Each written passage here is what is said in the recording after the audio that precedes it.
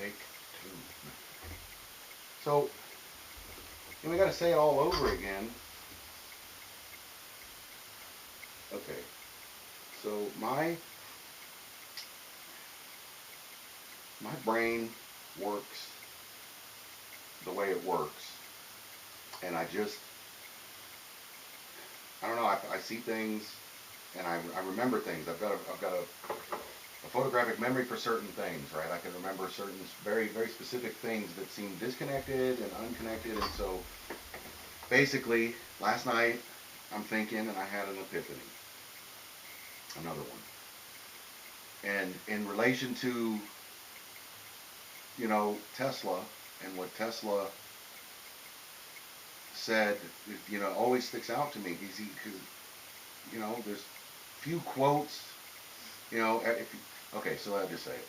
So Tesla said that if we could only understand that everything is um, vibration and frequency and number, right? And so you think, well, frequency is number. So if you have a light wave, the frequent at zero point 0.2 micron frequency, we see red. If you have whatever, the scale between what is it, 3 and 5, you don't see the wave. It's a microwave, but it's a number. There's a number there, but the number is a relation to the frequency, and so I've been looking lately into the flat Earth stuff and the way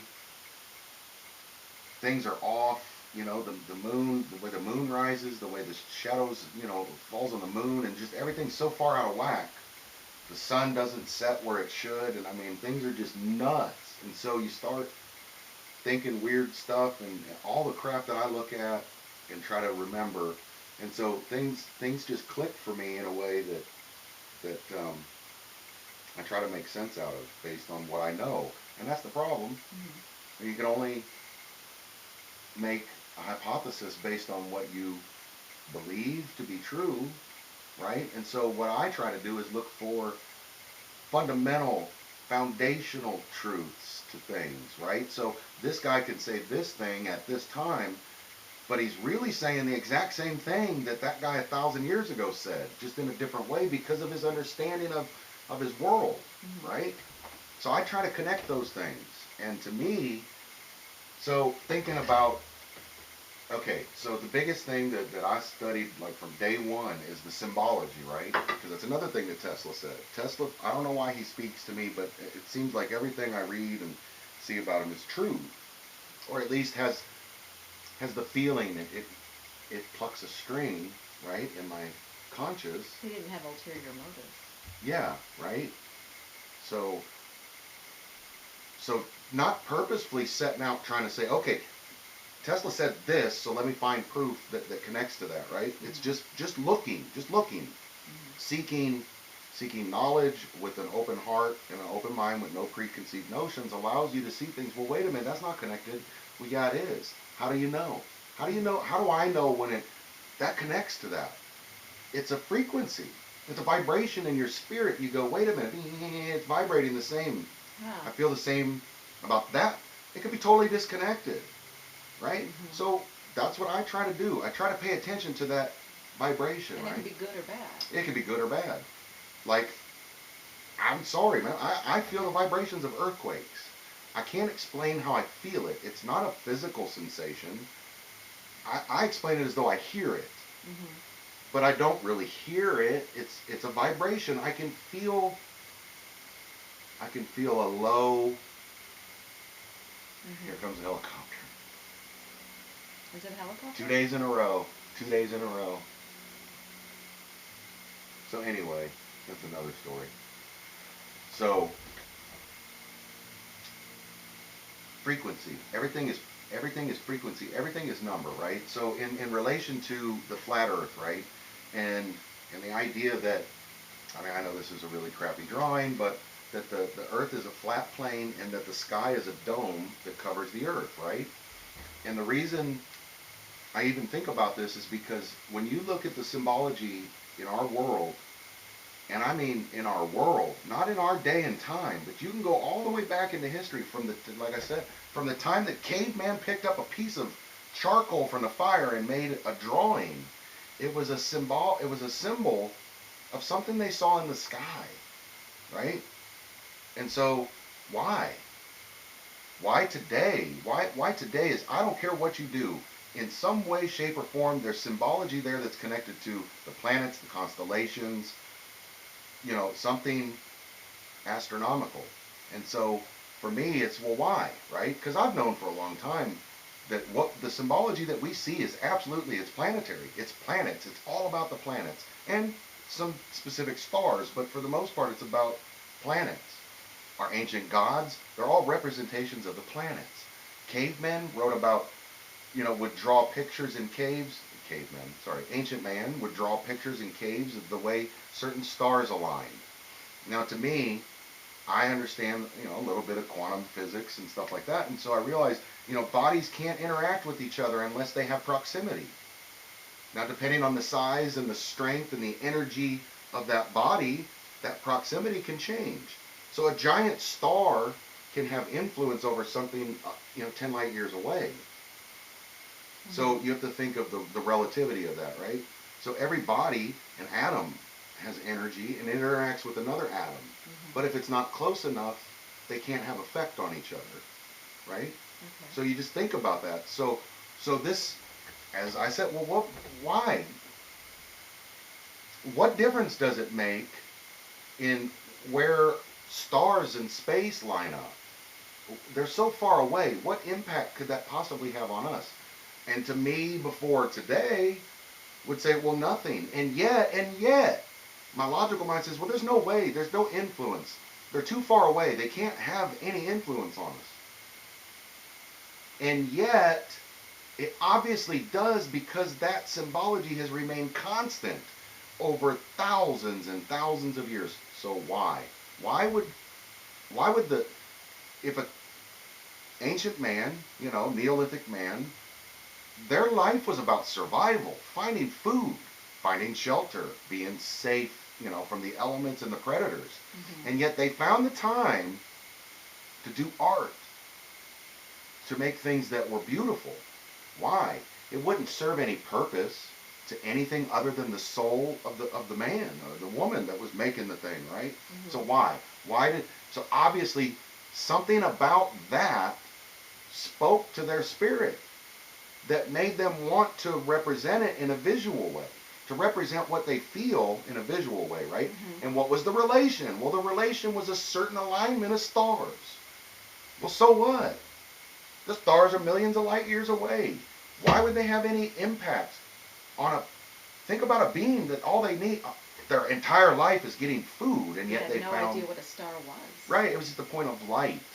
But the point is that it did something, it had some type of effect, or they wouldn't have even noticed it. Mm-hmm.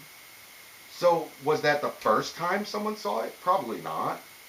But then it became part of that culture where, the last time we saw these certain alignments, the river flooded. The last time we saw these certain alignments, winter was on its way, or whatever. It doesn't matter, right? But it takes time to build that knowledge. So my point is, if from the time that man was able, that we know, what's in the archaeological record that we've been allowed to know, right? We can't know everything. And we don't know what's been found and hidden. But as far as what the record shows, right? And I know that the knowledge, you've got to take with a grain of salt, because if it's the truth, you've got to wonder, why would they tell you the truth, right? They hide everything from you. They put it all in symbology. Well, maybe that's the point. The symbology is their way of hiding. That's how they get comfort in knowing that you're never going to find out, because you're never going to see the symbology in the same way it's intended. You're going to see it the way your understanding of the universe and the world is, right? So I look at a symbol with 3 rings on it and I see Saturn symbology. But another person looks at that and says, well, it's like Lord of the Rings, or, whatever. The rings of the Olympic rings. What? It doesn't matter. They don't see it in the way it was intended. They see it the way their life experience allows them to interpret what they're seeing, right? So that's worked for millennia in keeping understanding and truth and real knowledge from the average person, right? So freaky me, I put two and two together, and it just things come up, right? So last night I'm thinking, okay, if I know that that symbology runs consistent throughout humanity, right? There must be a reason. There's got to be a reason. There's got to be a reason why it was important enough to the caveman who just wanted to live to take the time to realize that there was some power in that alignment, or at least that there was some event connected to, right? Well, most people would say, well, that's time, right? Well, yeah, those stars align at a certain time. So you get the seasons, the flooding of the Nile. My point is, time is a number. Time is a number and a frequency of a wave. Time is a wave. And depending on what that number is, it's March 8th, 2015 at 12:19. And in the wave, I'm at that frequency. I'm at that point in the wave, right? That's frequency. The wave is frequency. The peak is what determines the frequency. The number that you get, this date and this time, is a number that comes from the frequency, the wave. Right? Right. So, everything, like Tesla said, it really clicks. Now, I know that my way of thinking about this is unique because it comes from my perspective, which is unique. And yet, I don't hear anybody out there talking about this. One piece, the flat Earth, another piece, the sky is a dome, okay? But nobody's putting together, what does that mean? What does that mean? If you believe that everything moves around us, and we know that when certain things line up, there's things that happen. Well, what is that? Space and time. Space is a wave, time is a wave, so that specific number means something. It's representative of something. When this star is in this place and this one is in that place, you get a 1. And when this star is over here, you get a 4. And so you come up with a number, but it's still a number of a frequency where 2 points meet, time and space. You can't see it if you're not looking at the relativity of space. And if you're not out there when it happens, that's your time. So you've got to be in the right place at the right time to see the convergence of that time-space point, right? It's important enough that forever, from the dawn of humanity, from what we know, I hate quantifying crap, but I have to. This could be totally wrong, and all of this could be wrong. That it means something. So what does it mean? I don't know, but I think I've come up with a pretty good idea for what it means. What does it mean? Why is it so important? Why is Christianity, the symbolism of Christianity is exactly the same as the symbolism of our worship of planets and their representatives, you know, from the Egyptians and the Greeks and the Phoenicians, and go all the way back to the Hindu. It's all about representatives of events that happen, right? Especially in Eastern religions. It's that God is the God of the flood of the Ganges, you know, or that God is the God of the destruction of the mountain, you know, as an earthquake or a meteor or whatever, right? But it's still, it's a symbolic representative of an event, What is an event? An event is a convergence of time and space. This happens when it's this time in this place, right? It's a location. And in the continuum of time and space, that's frequency. That's Tesla. That's Tesla. That everything is frequency and number. Everything is frequency and number, and that makes sense to me. That speaks to me. But what does it mean in relation to what the hell we see? The world we live in. The symbology of events, right? So, as I was saying earlier, you'll notice that events happen and they all have a theme. They have a color theme. They have a specific location theme. They have a specific time theme, a date theme. Events like what? Everything seems to happen, everything catastrophic seems to happen around September 11th, right? 9/11. I don't know why. It just does. Either the time of day or the day of the year. It's always, you know what I'm saying? And these are, so you got to look at that. Well, so, okay, if there's a consistent, this is just how my mind works. If there's a consistent pattern, find the pattern. What's the connecting point? I don't know, because when I'm seeing the pattern, I'm not looking at the star charts. I'm not looking at stellarium trying to figure out, well, what's lining up right now? Right now I will. I'll go back in hindsight. You can go to stellarium and back it up to September 11th, 2001. But my point is, don't get sidetracked, is that there's, everything is time and or is number and frequency, and that's true because that's what we see. But you got to think about it differently. You can't think of frequency as a sound, right? Okay. We think of frequency and we always think of sound. It's a decibel. It's a bass note because it's in this range and octave of frequency, right? But everything is a frequency. Light is a frequency. Time is a frequency.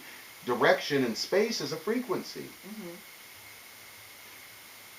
I don't know how long the wavelength is for space. I don't know how long the wavelength is for time. The only way I can quantify that is by giving it a number. It's this time in the continuum of time because I've got a number to put to it, right? But the number isn't the key. It's the frequency.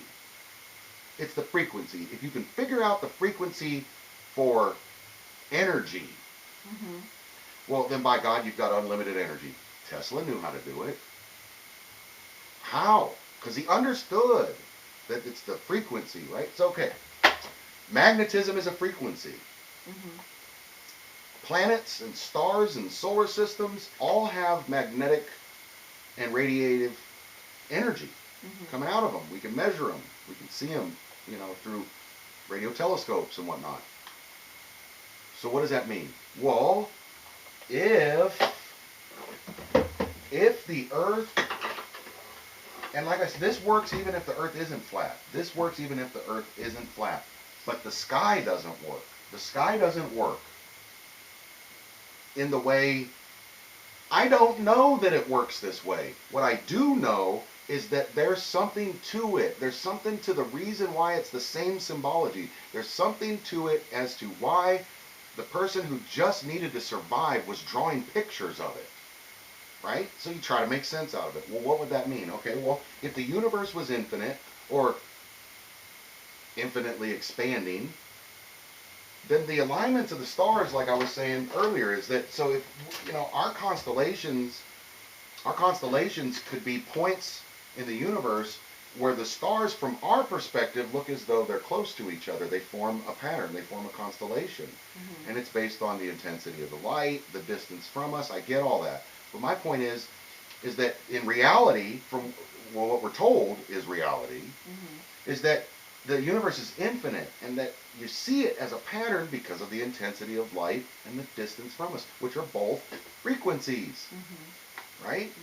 And my point is that the interaction that those stars could have in space. So if we draw the Big Dipper, right, and the way we see it, the understanding, you know, that we have, you know, of the four squares and the handle. I don't think this will come up on the camera. But if we have these stars, right, so in reality we see them as like a flat, you know, against the backdrop. But these stars may be light years behind the other, or closer to us. Right. And my point is light years would offer no interaction between the fields, the frequencies of those objects. If you're just looking at distance. If you're just looking, no, if you're looking at the object as a flat two-dimensional thing. I understand, but you're saying there would be no interaction if they're light years apart because they're too far apart to interact with each other. Yes.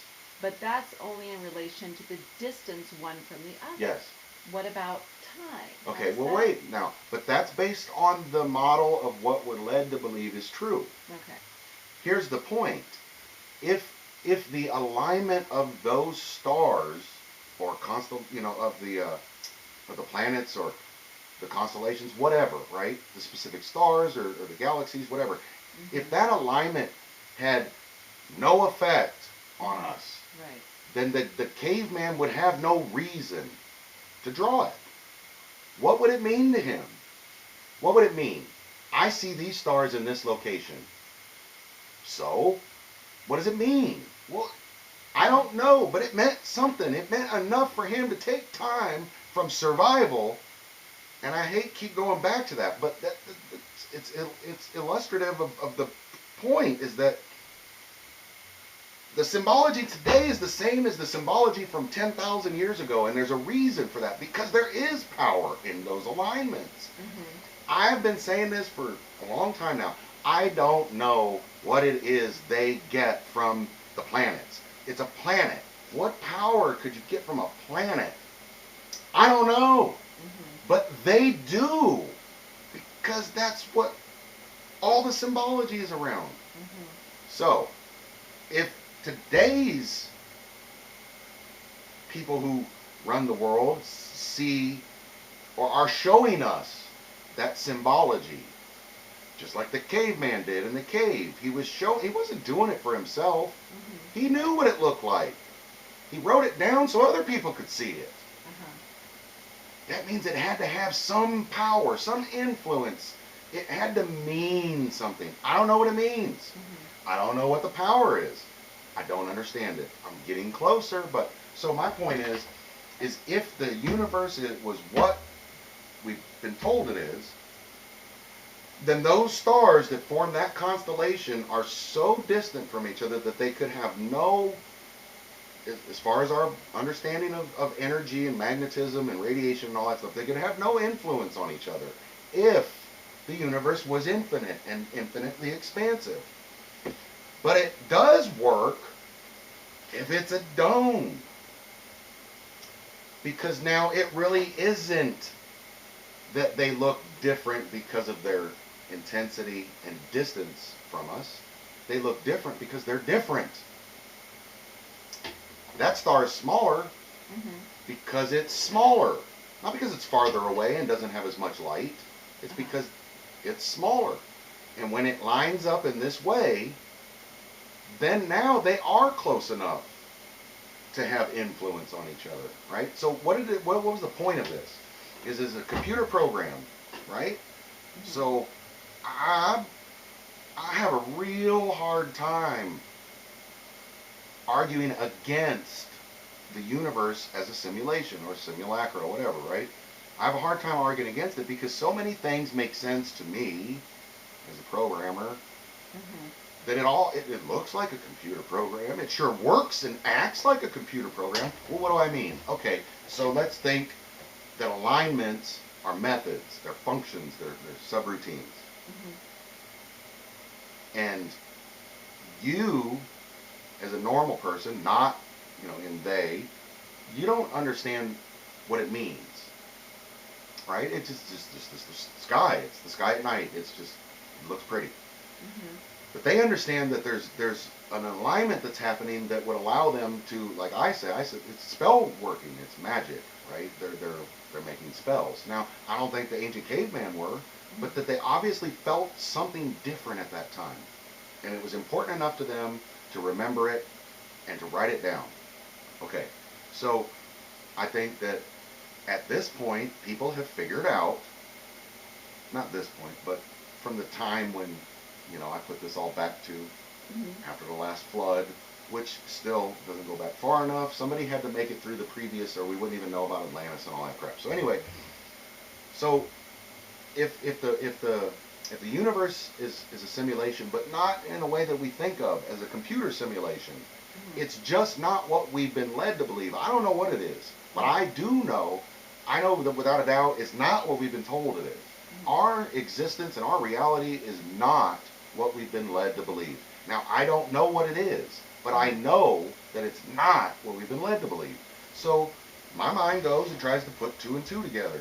And I think that if everything is symbolic of the planets, right? And some stars, Sirius and yeah, kind of theta, whatever, right? Mhm. So there's certain you know stars that are important to the alignments, Mhm. right? Now, if the closest star to us is Eta Centaurus or Beta Theta Centaurus, right? It's 1,000 light years away. Well, it can't possibly have any influence on us, right? How could that star that far away override the influence and energy of the sun that's sitting right here? Well, it can't. Oh, In the no. normal way we think of the universe, it can't. Mhm. But what if it's not 1,000 light years away? It's sitting here on the edge of the dome. Mhm. Well, now it can have an influence on us, but only, like I was saying, like that movie with the cube and the gears that line up, and then the pop. This, you got the Rubik's cube, and and when you roll the colors around, you end up with a solid color face, and now that side is solved, right? Well, like I was saying, so I've got a dome Mhm. with stars on it, and when I move that star into place, Mhm. I get this result, right? Mhm. So what is that? Well, I don't know because they don't let me know, but it's something.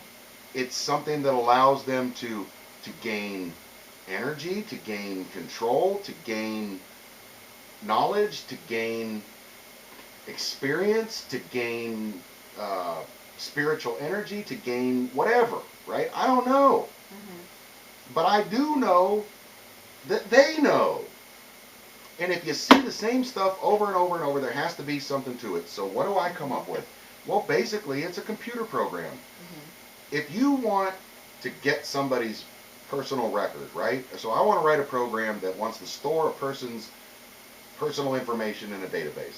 Well, I write a program that has subroutines in it, or methods in it. And then one method is to get the name, right? Get their name. Well, what is the name? The name includes the first name, the middle initial, and the last name, right? Well, then it's got to run some checks in there to see whether all the letters there, is it in the right order, is it all caps, so you gotta work through it. Well, there's your method for get name, right? Well, get name returns a value, and that value is a variable called name. And then the next method takes the name and it combines it with get address. It sends the name to the get address method. And then that sends back a value, or it stores the value, right? And then the program's over. But my Mhm. point is that the program has to have tries and catches, right? It throws this, it catches that. So so that it doesn't fall out. Mhm. If the get address function needs the get name result first of that method, right, to function, if it didn't have it, then it would fall out. It would collapse. It would either stop running or it would reboot and start over, right? That's what the alignments of the stars are and the planets are. They're methods, okay? The method, and they have to come in a certain order. The method get name can't come after get address method because the get address method needs the get name result to use for the get address, right? Or the Mhm. get record.